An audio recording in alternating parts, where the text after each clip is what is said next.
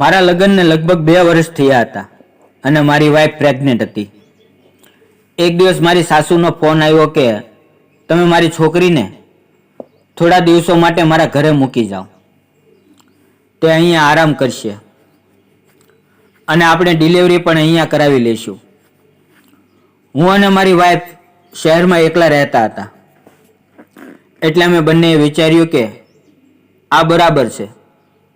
મારા માતા પિતા ગામડામાં રહે છે. મારા માતા પિતા પણ તેની મજૂરી આપી દીધી. મારી માએ કહ્યું કે આ સારું રહેશે, ત્યાં વહુની દેખભાળ પણ થઈ જશે અને તું પણ તારું કામ કરી શકીશ. મિત્રો, ગરમીનો સમય હતો એટલે હું મારી વાઈફને લઈને મારી ગાડીમાં તેના ઘરે મૂકવા માટે ગયો. ત્યાં પહોંચતા મારે સાંજ થઈ ગઈ. મને જોઈને તે બધા ખૂબ જ ખુશ થયા અને ઘરમાં ખુશીઓનો માહોલ બની ગયો. થોડી વાર પછી મારી સાલીનો અવાજ મારા કાને પડ્યો. તેણે કહ્યું, જીજુ, જલ્દીથી હાથ મોઢું ધોઈ લો, ખાવાનું તૈયાર છે.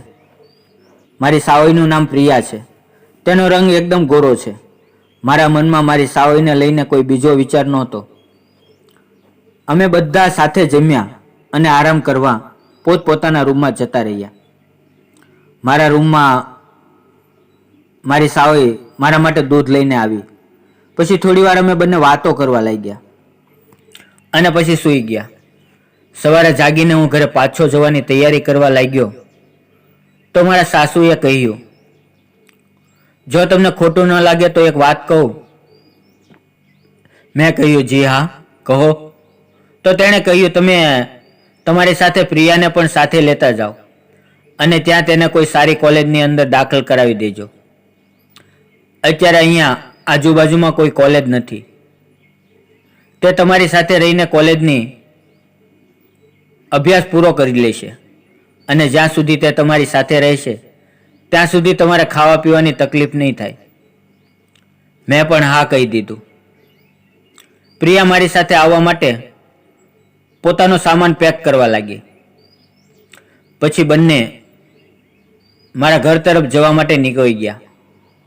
થોડી વાર પછી અમે બંને ઘરે પહોંચી ગયા અને ઘરે જઈને પ્રિયાએ કહ્યું, તમે તમારા રૂમમાં જઈને આરામ કરો, હું તમારા માટે ચા બનાવીને લાવું છું. થોડી વાર પછી પ્રિયા ચા બનાવીને આવી.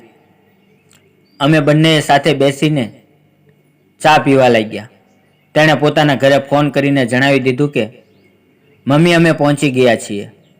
લાંબી મુસાફરી કરીને અમે બંને થાકી ગયા હતા, એટલે અમે વિચારવા લાગ્યા કે સાંજે જમવામાં શું બનાવશું. તો મારી સાવઈએ મને કહ્યું કે જીજુ, આજે આપણે બંને બહાર ખાવા જઈએ. તેની વાત સાંભળીને હું ખૂબ જ ખુશ થઈ ગયો અને કહ્યું, ઠીક છે, તો તું તૈયાર થઈ જા. તે ખુશી ખુશી તૈયાર થવા જતી રહી. તૈયાર થઈને અમે બંને મારી બાઇક લઈને બજારમાં ગયા. ત્યાં જઈને અમે હોટલમાં જમ્યા. મારી સાવઈ પણ ખૂબ જ થાકી ગઈ હતી. તે રસ્તામાં મારી પીઠ ઉપર માથું રાખીને સૂવા લાગી હતી અને મને પણ ખૂબ જ સારું લાગી રહ્યું હતું. હું બાઇકને ધીરે ધીરે ચલાવતો હતો. થોડી વાર પછી અમે ઘરે પહોંચ્યા. તે ખૂબ જ ઘેરી નિંદરમાં હતી. હું જેમ તેમ કરીને તેને રૂમ સુધી લઈ ગયો અને પછી પથારીમાં સુવડાવી દીધી. તે સવારે જાગી ત્યારે મેં જોયું તો મારી વાઈફ મારી સાવઈ સાથે વિડીયો કોલ ઉપર વાત કરી રહી હતી. થોડી વાર પછી હું ઓફિસે જવા માટે તૈયાર થઈ ગયો અને મારી સાવઈ રસોડામાં જઈને મારા માટે ટિફિન બનાવ્યું અને હું ઓફિસે જતો રહ્યો.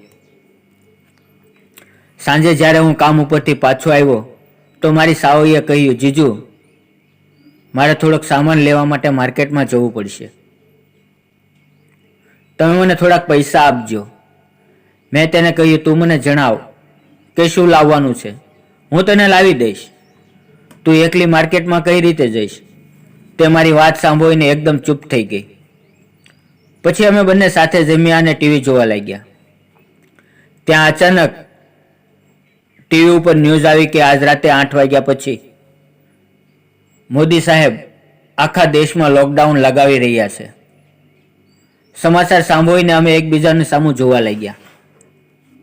મેં મારી ઓફિસે કોલ કર્યો તો મારા બોસે પણ કહ્યું કાલથી લોકડાઉનના લીધે ઓફિસ બંધ રહેશે. મેં પ્રિયા સામે જોયું એટલે મને યાદ આવ્યું કે તેને થોડોક સામાન લેવા માટે જવાનું હતું. મેં તેને કહ્યું ચાલ અત્યારે જ લઈ આવીએ, નહીતર થોડા સમય માટે કાંઈ નહીં મળે. તે બોલી રહેવા દો, કામ ચાલી જશે. મેં તેને જોર દઈને પૂછ્યું કે શું લાવવું હતું, તું મને જણાવતો ખરી.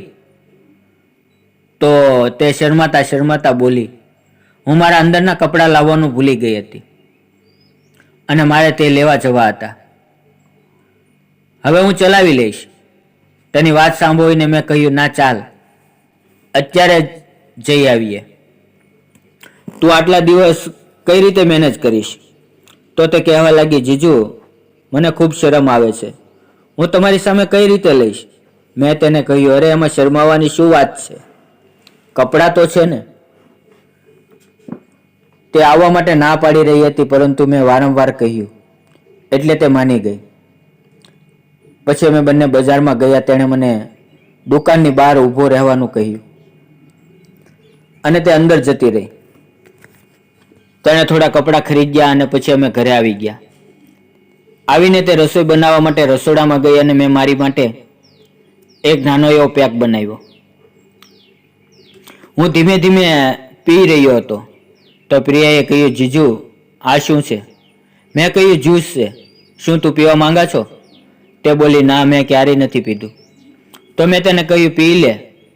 તો તેણે કહ્યું જો મને ચડી જશે તો? મેં કહ્યું કાંઈ નહીં થાય અને જો વધી જાય તો ચૂપચાપ સૂઈ જવાનું અને અત્યારે ઘરમાં આપણા સિવાય કોઈ છે નહીં, હું તને સંભાળી લઈશ. અને અમે બંને હસવા લાગ્યા.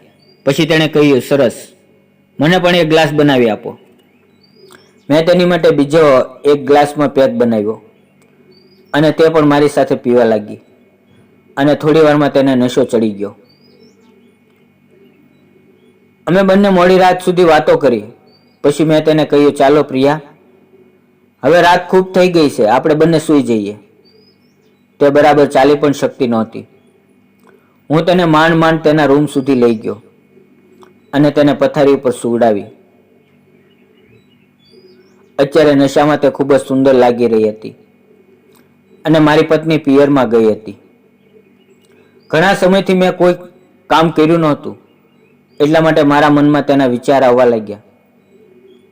મેં વિચાર્યું કે હું તેની સાથે કંઈ ગલત ન કરી શકું. મેં પોતાને સંભાળ્યો. સવારે પ્રિયાએ મને જગાડ્યો. જીજુ ફ્રેશ થઈ જાઓ, ત્યાં સુધીમાં હું નાસ્તો બનાવું છું. આટલું કહીને તે રસોડામાં જતી રહી. મારા મનમાં કાલ રાતથી અવનવા વિચારો આવવા લાગ્યા હતા પરંતુ આજ દિવસ સુધી મેં પોતાને સંભાળી રાખ્યો છે. અને પછી લોકડાઉન ખુલ્યું અને હું મારી ઓફિસે જવા લાગ્યો. મિત્રો હંમેશા મનને મક્કમ રાખો અને કાબૂમાં રાખો. કોઈ વસ્તુ મુશ્કેલ નથી. જો તમને મારી નાની એવી વાર્તા ગમી હોય તો વિડીયોને લાઈક અને ચેનલને સબસ્ક્રાઈબ જરૂર કરજો. ફરી મળશું આવતીકાલે એક નવા વિડીયોની અંદર. ત્યાં સુધી આવજો. અને મિત્રો વિડીયો પૂરો જોવા બદલ આપ સૌ મિત્રોનો દિલથી ખૂબ ખૂબ ધન્યવાદ.